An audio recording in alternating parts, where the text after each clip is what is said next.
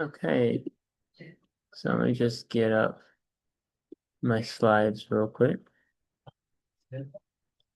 Okay, so for the midterm unit data patterns, um, I have, so it was a little complicated because when I created the assessments for um, the unit on poetry, they're all written assessments. So I couldn't really collect data in the way that it was asking on the assignment in Canvas. But from our one of the quizzes in the last unit that I taught in, I did have an assessment that measured two things that we have taught them in class.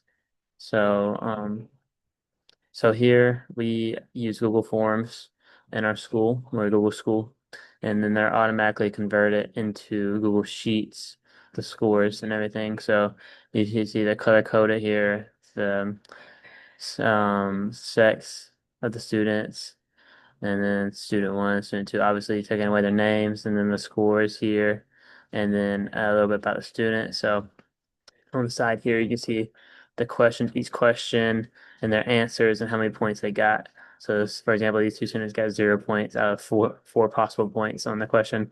So you just can scroll and see what they answered, and also how many points they got out of it for each question. And they're also divided up into parts. So you see what part of the test it was, and what skill they were trying to assess during that part of the test. So these are two learning objectives for the assessment. Student will be able to identify romantic themes, more specifically nature, individualism, fate, and Nathaniel Hawthorne's The Ambitious Guess with 100% accuracy. And then the student will be able to analyze the character's development, motivations, interactions, and contribution to the plot. Um, these are not polished. These are just what I had, and I put them on here word for word where they were.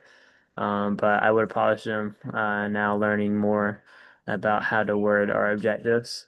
Um, so the class as a whole had a good grasp of understanding how to use interactions and dialogues to find the meaning of an exchange of two characters in a story.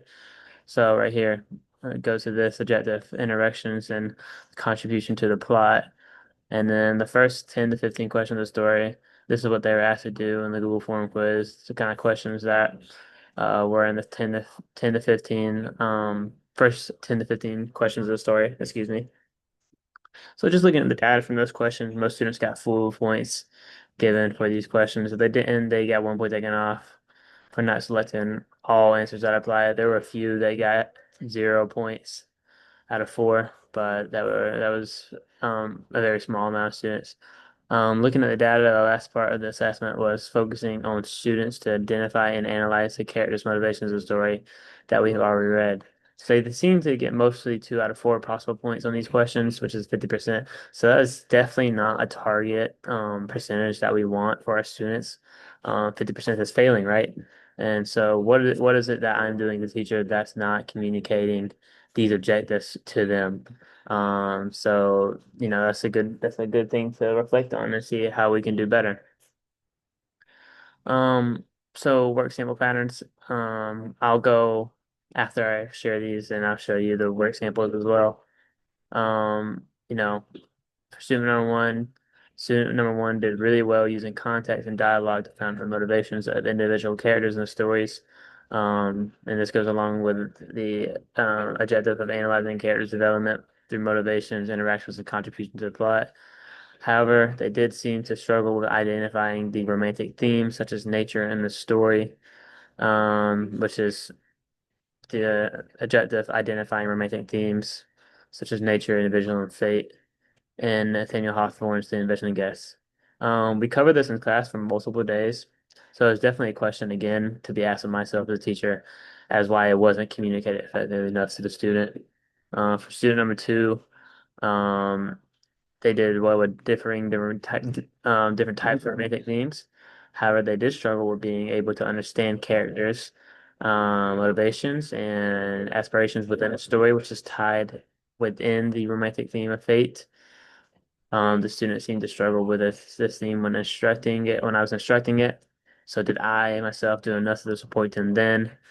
I believe I did not tie in the user characterization with fate enough to properly set the student up to succeed in this work sample. So before teaching these two objectives, a characterization was talked about and tone of the story and theme of the story were all talked about.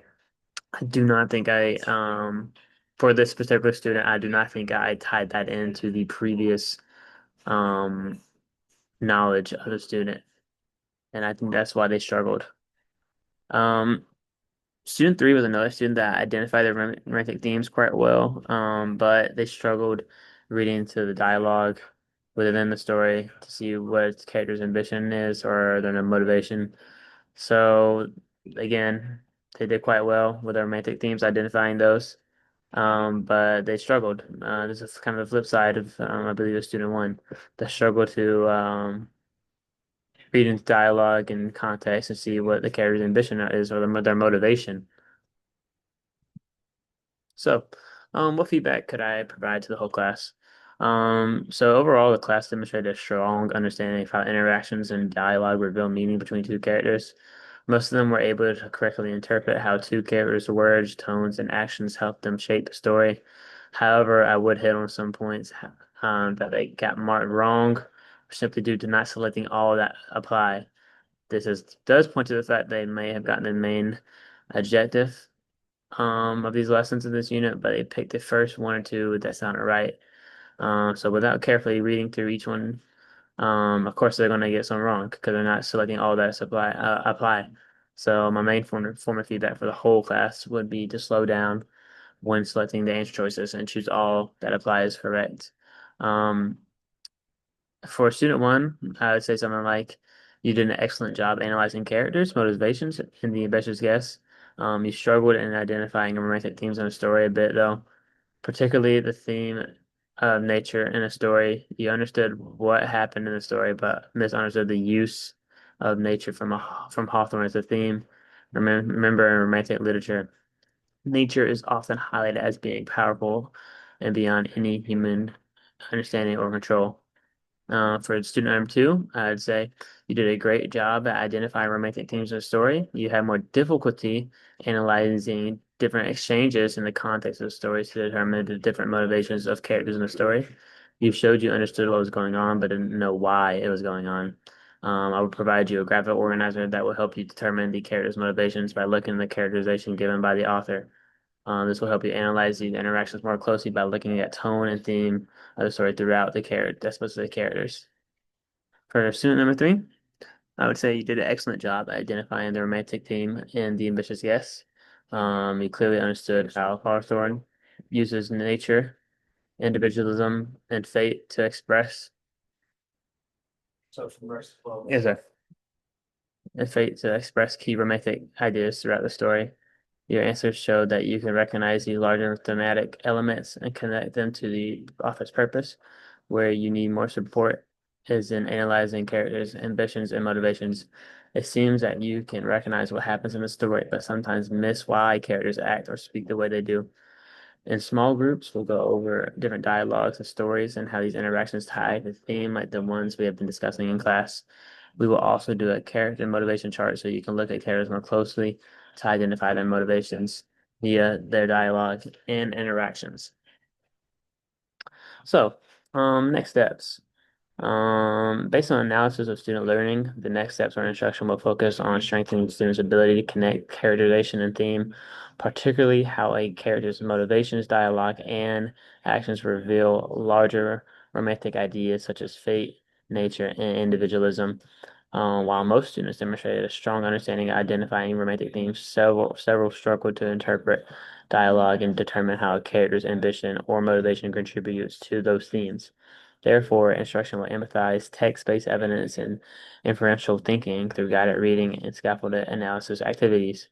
Below are my strategies for my different types of learners in my classroom. So students with IEPs and 504 plans, I will provide scaffolded supports that such as sentence stems, such as this dialogue shows a character wants. fill in the blank. And then individual organizers linking character motivation to action and then into theme. These tools will help break down complex literary analysis into manageable steps supporting comprehension and writing organization. For my ELL learner, I only have one. I will pre-teach key vocabulary such as ambition, fate, nature, and destiny, and provide language support such as bilingual glossaries, which we do have, or visual webs. Using think alouds and guided annotations will help my ELL student hear academic language modeled and applied to their own interpretations. So, how will these next steps follow if my form analysis of student learning? The next instructional steps directly address the learning patterns revealed in the class data. My analysis showed that while most students successfully identified romantic themes in the ambitious guess, several struggled to connect those themes to character motivations and dialogue. This indicates a gap in students' ability to move from identification to fully understanding or grasping the content. Looking back to my psychology class with Dr. DePaula, I remember the zone of proximal development, or ZPT. This emphasizes the importance of scaffolds that bridge what learners already know and can do independently to what they can do with support. By modeling close reading strategies and gradually releasing responsibility, students can internalize these targeted and analytical thinking processes. Differentiation strategies such as sentence stems help students get started, well, organizing their ideas, and use targeted language to get the desired answer. My ELL student benefits tremendously from these as he usually has a hard time getting started, like organizing his ideas and putting his answers together into complete sentences. Visual charts such as the character motivation sheet helps students collect evidence from the story and put it together to find the internal motivations of those characters while looking at dialogue and interactions of the story, which putting all these things together. And then just to look at the work samples that I had, uh, let's see, right here. So yeah, student one, how does the Hawthorne's treatment of nature reflect romantic ideals? She said nature's patrol is inferior to human achievements. I can kind of see why they put that. But this is what I was looking for. We talked about fate and um how nature can be tied into fate. So nature serves as both setting and at the force in human destiny. That is the answer that we were looking for.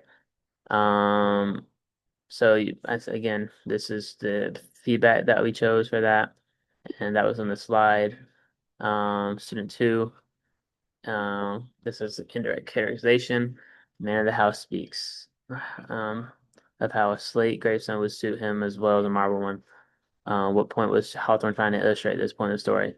They said Hawthorne's desire was that the reader would sense some regret in the man's tone that he hasn't accomplished more in his life. That wasn't what he was trying to do. He was contrasting um the simple man's ambition to the stranger's ambition, which was Hawthorne was hoping that the reader would respect the man for his simplicity and satisfaction with his life. So again, there you go right there from dialogue from the story that they didn't really pick up on and got the whole point of it. And kind of didn't pick up the ambition or the motivation or like the characterization of the simple man in the story. So this is the feedback here that I used for student two. And then student three, down here, how does the family react to the arrival of the young man? It just did not read into the dialogue very well into the story. They welcomed him. They were known for welcoming people and discuss everything he had to say. Again, right here. This is the feedback I gave the student three. And I believe that this feedback would help them in future plans, especially with the plan supports that I have in place. Um, So I think it's all about bridging these gaps from what they can do by themselves and what they can do with supports to successfully turn them around to not to get the full points that we're looking for on these type of questions and also to complete the objectives in class.